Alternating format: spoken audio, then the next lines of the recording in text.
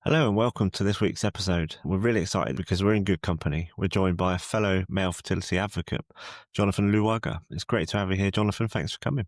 Well, thank you for having me, guys. Yeah, I'm grateful and happy to be on the Male Fertility podcast. Yeah, we've been trying to get it sorted for a long time. We love your story and how you portray it and how you say it, and we want to share that as far and wide as we can. So let's get into it. What's brought you here and what do you now do with that voice that you've created? I'd want to start off by just giving a little introduction about myself. And I'm from London, originally from Uganda in East Africa. I'm from a family of 7. I have 3 brothers, 3 sisters. I'm one half of a twin as well. We came here when I was 1 year old with my family. My story with fertility actually unknowingly started at the age of 14. I had undescended testicles, so I had to go in for a procedure at that time. I was playing football with the guys, and then the ball hit me in the groin area and I fell. And then the doctor saw me and told my parents that basically my testicles were missing and had to go for a procedure to get them put back into the scrotum. That must have been a hard kick by the football. Oh, yeah, it was. Send them right back up. Literally. I don't know whether that kick actually set them back up or they're already up. No one ever really explained that to me or to my parents. And then obviously 20 plus years later, when I get into a relationship, that's when it all begun, of finding out that it could have had an impact on my fertility. That's how it started. So me and unfortunately, who's now my ex-girlfriend, we were trying to have a baby for a couple of years and then it just didn't work for us. As naive as I was, I pushed her to go and get herself tested. I didn't really think much that it would affect me. And then she went and got tested, went to see a gynecologist privately, and it was all good. They said her body was working perfectly fine. And then the attention turned to me. I remember the gynecologist said to me, I think you need to get tested. And there's certain words and there's certain reactions and there's certain moods that you just never forget. I'm sure you guys know it yourself, but the way that she just said, you've got to get tested. It's like a point. It's like I'm a bad boy. The tone of her voice was it was just completely off. And then, I went and got myself tested. I went and called my doctor, and my doctor was very much, he called me in, explained how long we've been trying for, blah, blah. He said, "Oh, Jonathan, I see you got undescended testicles." I'm like, "Yeah." He's like, "Oh, okay, yeah. Okay, I'm going to give you an appointment. Come in to see me." And then he went in, he done the invasive examination, told me to strip naked, and just basically, started doing what he had to do and just check to see what was wrong. And then he was like, I can't see, there's nothing like very much like there I can see that's going to be a real issue. Obviously, undescended testicles may cause a problem, but what I'm going to do is I'm going to transfer to a urologist. And I was like, okay, fine. And he was like, good luck. Is that what he said? Yeah, good luck. It's definitely not what you want to hear when you've just gone to see someone that's supposed to be helping you. You don't want a good luck. You want this is the treatment plan. Yes. Exactly. And then, from there, we just moved on and I spoke with a urologist, and she told me the first thing I have to do is to go for a semen analysis. And I remember going into that room and being sat in that room. It was just after COVID. And obviously everyone's social distancing, and there were so many men, and everyone's kind of heads are down. No one's looking at each other. And I was with my girlfriend. I was the only one that was with my girlfriend at the time. And I just put my head down. She's looking at me. And she's like, "Are you all right?" She kept tapping me. She's like, "Are you okay?" How would you have explained that feeling between the guys? It's just awkward. And because I think we all knew what we were there for. Yeah. And no one, I'm not saying, we've got to be like, we've got to talk away and be like, "Oh, hi, what are you here for?" Yeah. Oh, it's your first time? Come here often. Yeah, none of it. But I get what you mean. You know what I mean? It's when I first had my first semen analysis, just that sitting in the waiting room, you're not knowing what's coming. You're literally left with a pot and told to go to a room where you're told your whole life, you've been told you can't do this in public. Exactly. How did you find that first experience actually in the room? They just gave you a magazine. And they said, there's Wi-Fi if you need the Wi-Fi. And just go and do what you need to do. And for me, it was like I sat in that room for about I was in it actually for a good half an hour. Hmm. Really I couldn't do it. One, I just couldn't get myself to the level of excitement. Yeah. Show is real, isn't it? Yeah, pressure was immense. And then obviously I'd done it, but nothing came out. And I remember leaving the room and giving it to the practitioner nurse. And I said, look, there's my cup. She's like, oh, there's nothing in there. I'm like, yeah, there's nothing in there. She goes, oh, okay, we need to come back in 2 weeks to complete another one. I was like, oh, okay. For me, it was just like, no problem. And then I came back 2 weeks later and it was the same thing. And the same result. There was nothing nothing for me to do. Well, there was nothing there for me. And yeah, when I went to examine, they told me to come back maybe a month and a bit later to do another one. And then, yeah, that's when the urologist was, okay, look, let me discuss with you the next steps for this. And she tried retrograde masturbation. So she just made me, instead of masturbating, she told me to she told me to either masturbate or have sex. And once I finish having sex or masturbating, to then go do a urine sample to see if it goes back into my system rather than coming out. Yeah. That was like the fourth time. And that was the fourth one. And then she examined the urine sample and I saw that there's no retrograde masturbation. It's not going back to the system. So the next step was to just go for a flexible cystoscopy. And it was just like a small camera inserted through my penis. And yeah, they just wanted to see. That was tense because I was in a room with someone just putting a small camera down my penis. Oh, Yeah, man, I can imagine that's a different level of uncomfortableness, Yes, yeah, it was right? very Yeah. uncomfortable. Yeah. Both emotionally, but also physically, I would imagine. Oh, absolutely. Yeah. wow, And mate. Yeah, I don't envy you with that one. That's for sure. I think every bloke listening now will be wincing a little bit. yeah. Yeah. So, To be fair, I was grateful that happened because I was like, okay, she's actually wanting to find out what's going on and if there's any blockages. And then that came out, there was nothing for them to see. That's a major problem. And then it was like, let's go and try a prostate MRI. And then, yeah. prostate was pretty normal. And then they asked me to go for a testicles ultrasound. And that's when they discovered that I had testicles that were 3 times smaller than the average male.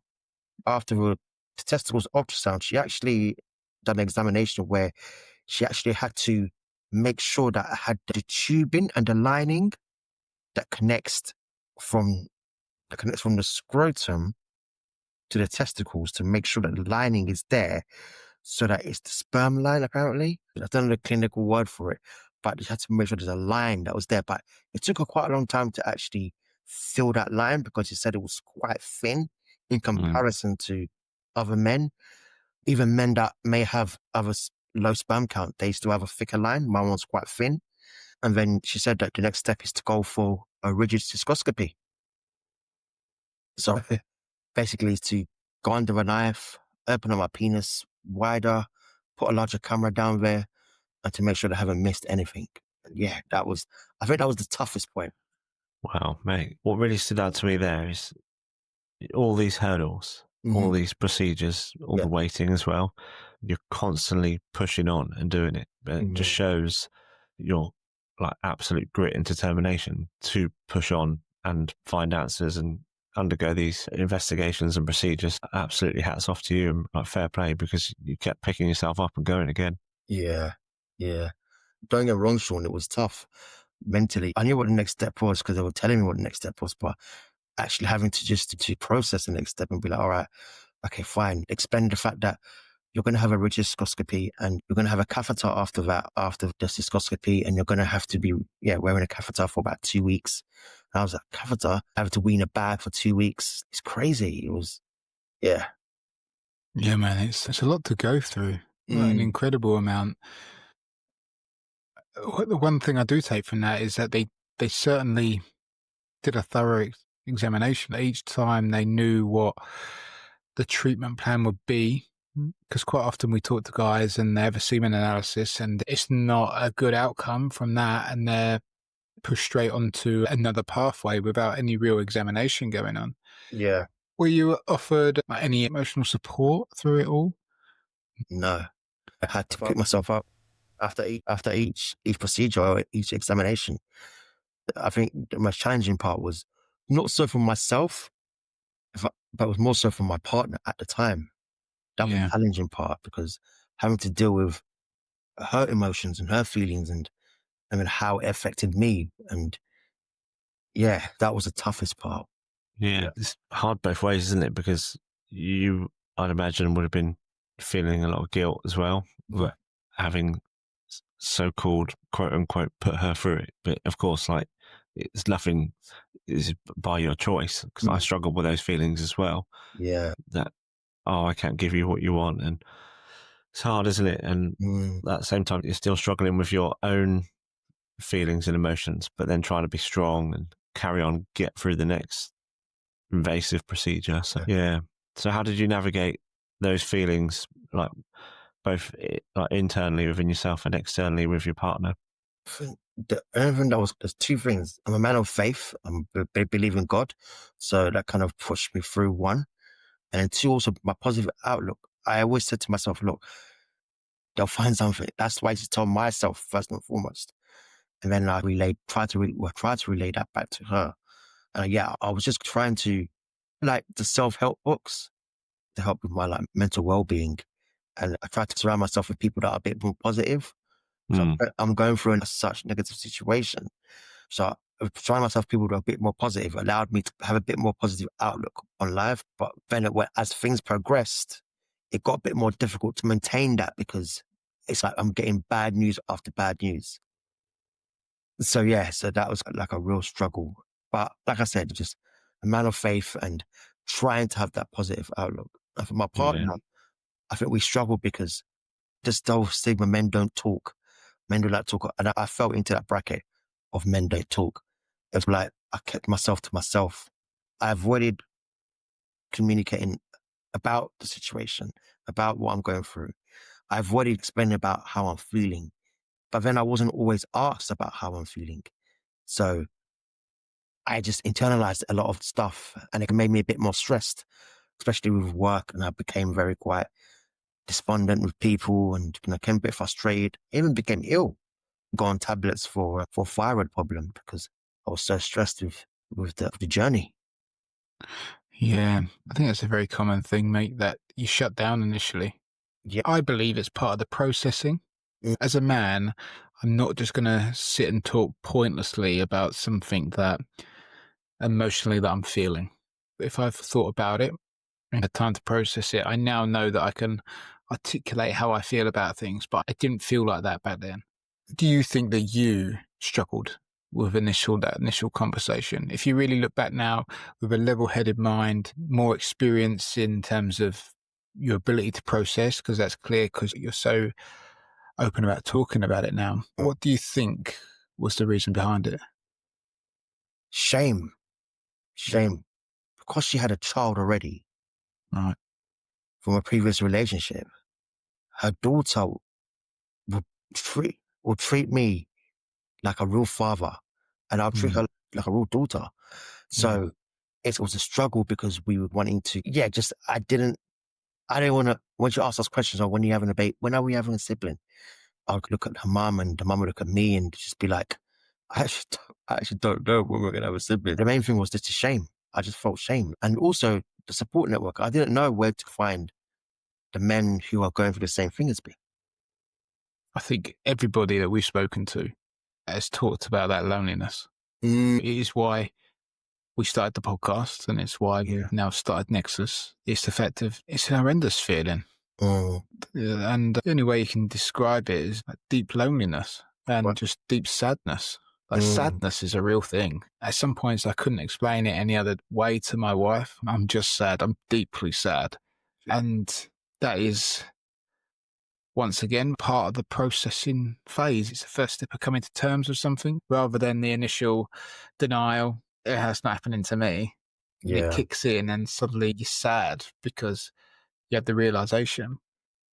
Yeah. But I completely emphasize there, and I'm sure Sean does, in terms of that feeling of shame. You don't know where to find someone to talk to. Yeah. And two, if you did, you don't know actually how to start that conversation. Absolutely. For me, there was a loss of bit of identity. Who am I? What is my purpose?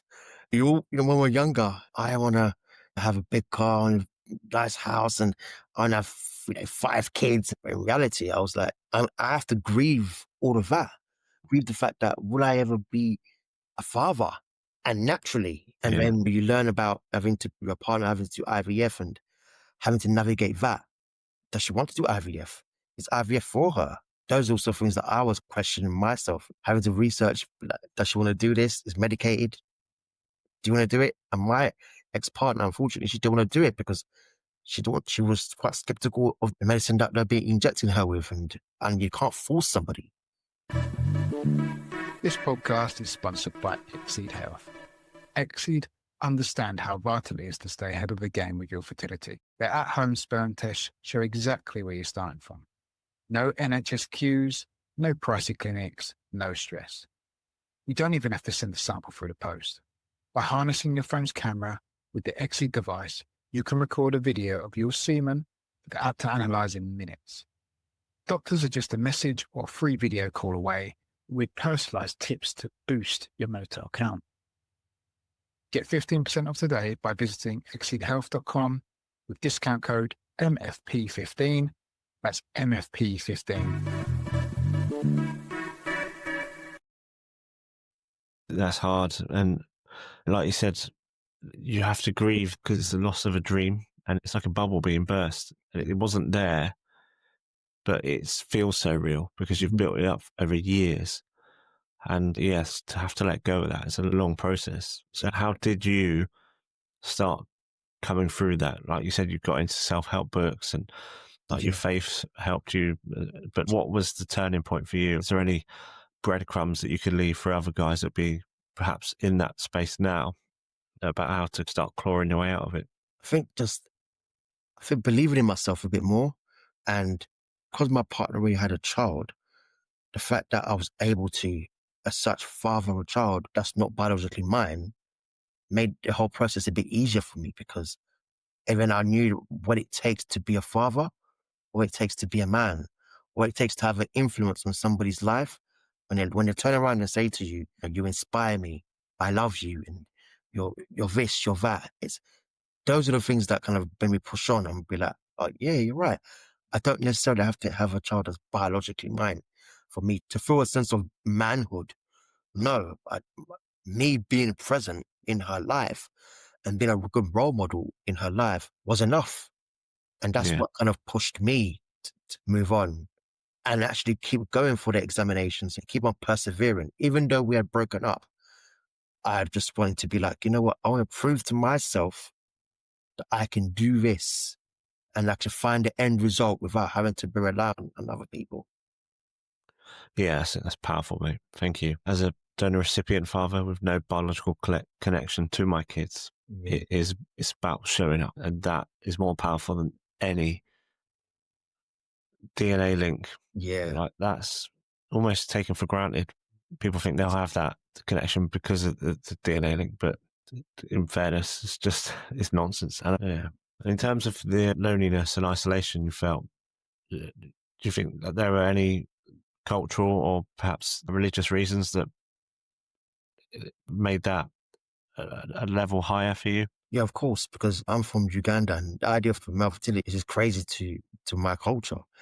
Even up until now, the blame is always on the woman, regardless if the man may have the issue. Having gone back to Uganda myself, having experienced it firsthand and seeing other men blame their partner when they've got the issue, I just didn't really have the nuance and the words kind of explain to my father or explain to my brothers that, look, hey, I'm going through this fertility problem. Especially at the beginning, the only time I told them I was going through a fertility problem was a day before my rigid cystoscopy. And the only reason why I had to tell them was because I was going to go move back home and we didn't want my ex-girlfriend's daughter to see at the time what we needed the bag. So I had to go back home and that's when I revealed everything to everyone. And it was just like it was a real shock. Oh my God. But just the expectation that men in Uganda or in Africa in general, the expectation that they can just produce and no one has any problems. And if the fertility is a problem, it's the female problem. Is there any pressure to have larger families, like you mentioned, wanting 5 kids, is that impressed upon you as well? It's not pressed in terms of you need to have kids. It's but because I come from a big family, you naturally, in your mind, psychologically, you think, I need to have a big family. Yeah. I don't want to have 1 or 2 kids or one child and they're left by themselves and everyone else has got 3 or 4 siblings. So subconsciously, you always thought about that at a young age. You don't want to be the only one that doesn't have any kids. And I've got an uncle that doesn't have any kids. And whenever I look at him and I talk with him, I feel his hurt and his sadness, because then you start diving into different things and you're longing for this and it's never happened for you. So you feel like, even for me, I feel like a sense of guilt for him. If only he had the resources that were available that I had to help him, maybe he might have had a better outcome.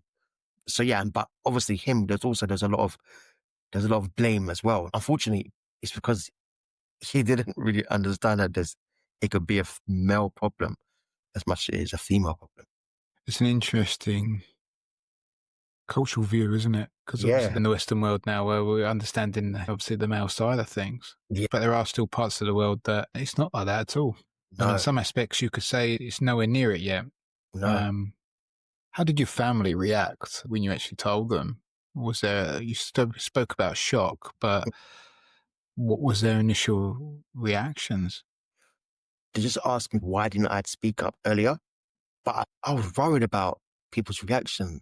I don't know how to explain it to people that I'm having fertility problems. I think my dad, unfortunately, his mindset is changed now because I speak a lot more about it. But the mindset before was like, there's certain things we don't talk about. In our culture, we don't talk about sex. We never spoke about sex with my dad. Never had the birds and the bees talk. So if I can't talk about sex with him, how do I go talk about fertility? And with my mum, it's different as well because it's the same thing. But now they've understood a bit more, so they're kind of a bit more open-minded to a lot of things. But yeah, so it was difficult. But my twin brother and my other brothers, okay, so what's next? So how do we help you? I'm like, right now, there's not much you can do for me because I'm going to go through a rigid cystoscopy. You're going to see if there's anything they've missed. And the other thing is having to, we talk about culturally, the fact that after rigid cystoscopy, having to, where I live is that we don't have a shower, we have a bath. So after, when I was wearing a catheter, I have to climb up. But which I don't blame him because my dad, he just didn't know like how to deal with this sort of thing. So he never really helped me with that. It was my mum that helped me with that. So my mum, I have to drop my ego, I have to emasculate myself and be like, look, my mum last time she seen me naked was when I was a baby. But now I'm in my 30s and she's got to see me naked. And she's got to help me get into the bath. She cares and she wants to help me as much as she can. And that was the most challenging part, having to get her to help me. And then my brother would have to come round and help me get changed. Yeah, mate, you've been through it, haven't you? Off things now with your family. With my family, things are great. Things are amazing. They're always on my case about if you don't find somebody and, my sister, don't worry, you just get an egg, I'll carry it for you. Things have improved and I wouldn't say things were terrible. No, they've never been terrible, but it's just because I never really spoke about it. So I can't fault them for not thinking about certain things because I never spoke about it. But when I did, it's improved the way we speak and people have changed. I remember one time being out with my cousins and we're going out to a pub and to watch football and we're talking about kids and as I've never had this conversation, there's a few guys who I know, but I don't know. Anyway, and they were saying, oh man, everyone should have kids, man. I don't know, anyone can not have kids. I'm having to deal with that. And that's where you want to tell them, but you can't tell them like, I have fertility problems. It's very insensitive what you're saying about people that can't naturally produce. It's very hurtful, but you don't know what to say. You don't know how to approach it. And then you're like, oh, so I'll just usually leave it. But now, because I speak about it, people are just like, oh, okay. It's made them more aware of what they're saying to me and how they're addressing me. Before, when me and my ex-girlfriend were together, they'll be like, when are you going to have kids? When are you guys going to have kids? Yeah. We're in this society where people think it's okay to essentially ask when you're going to have sex with your partner. I actually didn't even think about it that way, but that's actually so true. Yeah, it's weird because it's accepted and Yeah. it's an odd one, but that's the importance of what you're doing. By the awareness you're raising, it will mean that someone else that you've never known, will never meet, you're going to make it a little bit easier for them because they Yeah. might not get asked that question from their friends or family. Absolutely. I found that when I came to the acceptance of everything that was going on, when people would ask us things like that, I just used to spill it all. Be like, oh, you want the answer? Here's the answer. But you have to get to that point. Do you know what I mean? It's so hard to get to. And the amount of people that, when they apologise, deeply apologise for being unsensitive, but then they don't know what else to say. Yes, people do need to think about what they're saying. We do live in a very open world, but there are still certain things that we as a society need to be aware are happening and just tread gently around certain subjects. Yeah. Can I ask, how did you get to that point where, you just spill it and just tell them? I think for me, it was just after I started having my therapy, where I'd been at my lowest, and I started creeping back up. It just got to the point that I was like, do you know what? People keep asking me, so I'm going to give them the response that they're not expecting, and it's only the truth, and it's nothing outside of the truth. But if you're going to ask me a question, I'm going to tell you the truth now, because I'd spent so long covering it up, and it was exhausting. It just exhausted me, and I was just fed up of being exhausted, and I was processing it myself.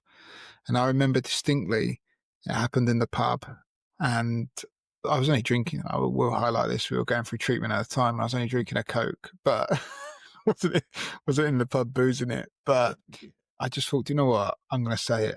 And I said it. I was like, actually, we're currently going through a fertility cycle. We've been going on it for 3 years. It's male factor, so my wife's fine, but it's me that don't know what it is. And I just ran with it. And you get some people don't know what to say sorry and quickly disappear. And then I've also had conversations with people that really lean into the conversation as well. And actually they'll go, oh yeah, that happened to my friend, that kind of thing. Yeah. So I just leant into it.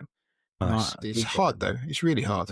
Yeah, it's a big step, and one that I think if people can take, it does start to fast forward that healing and finding a new version of yourself, because that point, I think, of course, there are people who will be doing it earlier.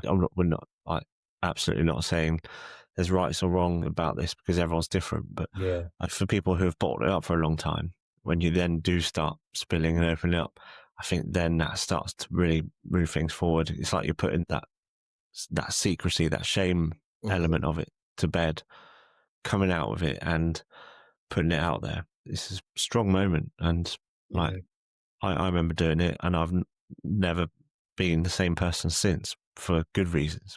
Like, I was able to really start moving forward then.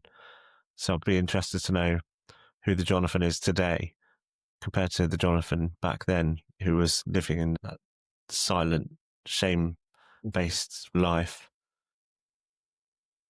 I feel empowered because I get the opportunity. I'm grateful to the fact that I get to speak and meet you guys and your stories. And it's a reminder of that I was not alone. Fortunately, I wasn't able to meet you at that time, but now I've met you and hearing your stories, I feel stronger. I feel empowered to tell my story, to help other men at whatever stage they're at. I feel like it's my duty to talk about my story and tell my story and help others. I feel a bit more, I feel confident within myself.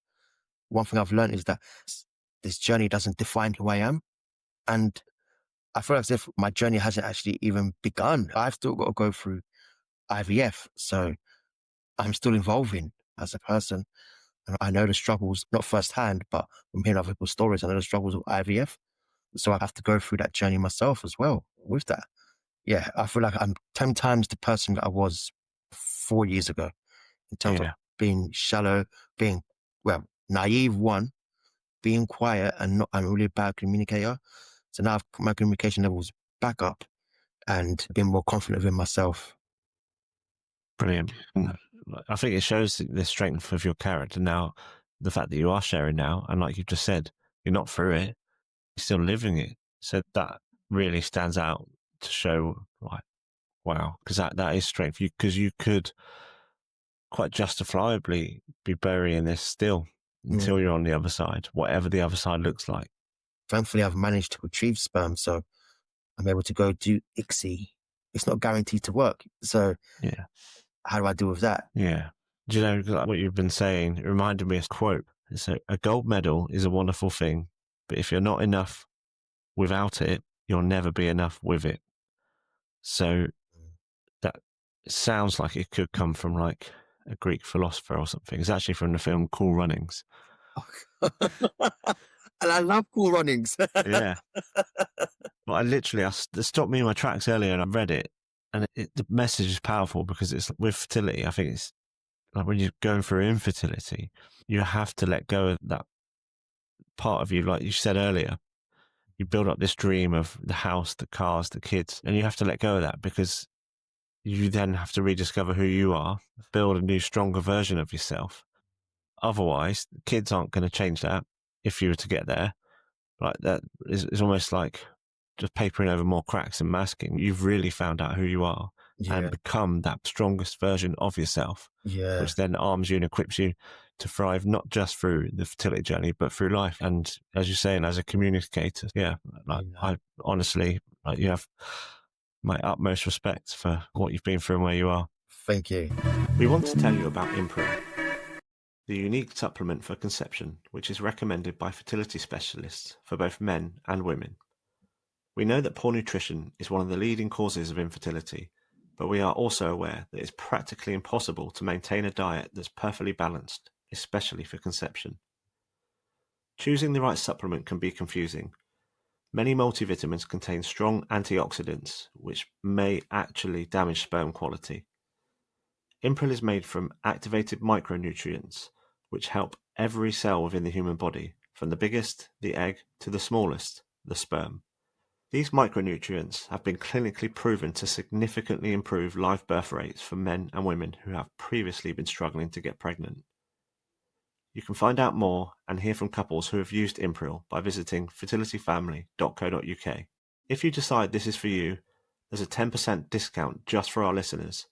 So make a note of the code MFPodcasts10. That's capital M, capital F, podcast, all in lowercase, 10. I do want to just go back slightly, Jonathan. You talked about your faith. Yeah. Now, I'm not a religious guy, but my wife's family are. And it was one of our concerns in terms of how it would be received, in terms of would it be a positive and negative thing within the church? Because my wife grew up quite religious. The most support we got was from the church. It was amazing. And it was one of those places that I could go and I did feel at peace. Generally did during the whole thing. How was your experience? Because there will be guys listening to this who do have religious backgrounds and have faith. How was your experience? To be honest, Kieran, I never really spoke about it to people within the church. I went to. I just went to church to pray for myself and pray for my journey and pray for my relationship. And just like you said, like you brilliantly said it gave me peace. When I walked in, the music and the songs and it just made me feel very emotional and overwhelmed at times.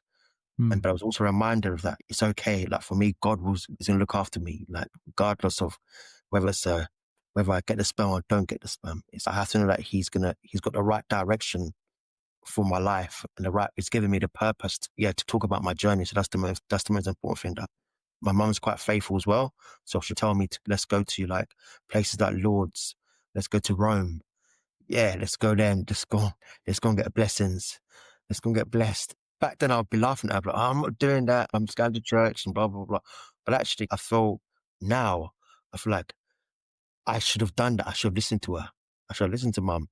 As much as I've got a positive outcome, so I've got sperm, but I should have been more in line and been really fully within it. So you saw it more as a time to be with God, and He will lead you where you need to go. You're in His hands, and that's the way it is. And yeah, that's interesting. And I think, like I said, there will be people out there that need to hear that.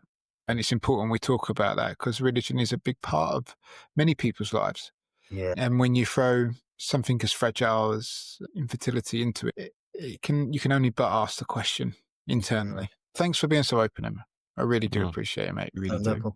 So, in terms of advocacy, Jonathan, you've started sharing your story, which we're so grateful that you have. The more voices, the better. That's what's really going to change everything for men. Yeah. Where's your passion and mission leading you to? I'm an ambassador for Fertility Alliance and working with Kate and Gwenda, continue to change the narrative around male fertility, fertility and infertility. So yeah, my advocacy, also working in my workplace. I work for Transport for London and I do talks, and we have a lot of police officers. I work with a lot of operations officers and I do 1 hour workshops at my workplace and just giving awareness around fertility, speaking directly about my journey.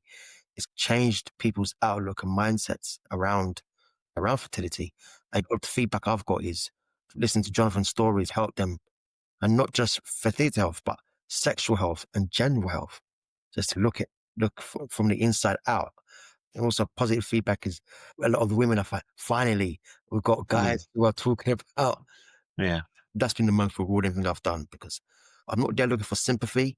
I'm actually just there spreading awareness and just making other guys be aware of their fertility health. Yeah. What would you like to see more of? Let's talk about policy change. I thought about this recently, and we're in a nation of stories. British people, we love a story. That's one thing I've learned. We love a story. So hearing other men talk about their story is empowering. And I feel as if policy, those that hold the keys or the cards to changing the policy, need to hear more men speaking about their story so they can allow them to change their mindset, or, okay, let's help another man, or let's help this couple, or let's help a generation of men. Yeah, definitely. There is a lot of work to be done, especially if we look at like a policy level. I always use the example of at 18, all young women have to go and have their smear tests, and then they have it regularly and things like that. But there's no physical tests for men. Like, why at 21 aren't we? Even if it is, you just book into an appointment, you go in, you have a physical at your GP. Every guy at the age of 21 should have that. Minimum. And then if there's any concerns, you are guided down the right pathway. But then there's like the education, like how things online in terms of, check yourself. You've got to check yourself. You've got to do this. But how many guys are actually taught to do it? We're not taught to do it. I think as you get older, you become a bit more aware of your body and you might do it. But generally, like, young lads aren't doing that kind of stuff. And it's because the education's not there. The policy's not there. The actual national guidance and support isn't there. The professionals aren't banging the drum as hard as they need to. Yeah. And even for myself, the reason why I speak about it is because having had undescended testicles at such a young age, I know obviously times have changed and they're checking boys thoroughly when they're born. I've been told when they're born, check if their testicles have dropped. I feel empowered to tell the story because, when it's not just the 30+ men who are trying to have kids, it's the 25-year-olds who are going to the gym and doing steroids. And that's another big conversation. But you're right. What are the society norms that are actually damaging fertility amongst men. But this conversation proves that we're on the right track. Yeah. Jonathan, it's been a great conversation, and we'll definitely have you back at some point to maybe unpick a bit more about that education and cultural differences and things like that we can work on collaboratively. But we always finish with the same question, okay, every guest. And that question is, if you could give one bit of advice to a guy facing fertility challenges, what would it be? Be honest with yourself. Be gentle with yourself. It's okay. If you're going for a rough time, you're going for a rough time. I'm no expert. I'm no psychologist. I'm no physiotherapist, but just accept things the way they are. Currently, work towards changing it if you can. Sean, you gave the Cool Runnings quote, but I have a quote, but I'm not too sure where it's from. But actually, one of my favorite quotes is it goes, "I aspire to inspire before I expire." Nice. It's one of my favorite quotes. Yeah. Quality. That's the thing. I think that's so important in life, is to try and leave this world a better place than when we came into it. And if everyone does that, then it helps everyone, and we find our way to do that. And you've definitely found yours. And like I said earlier, we're so grateful that you are here. You're doing it. you're a pioneer, essentially, because there's still very few of us, but we need more, and you're going to be inspiring others to do that. So thank you. Thank you, guys. Thank you. Thank you for having me as well. Thanks for listening. If you found value in today's conversation, please follow the show and share with someone who might benefit.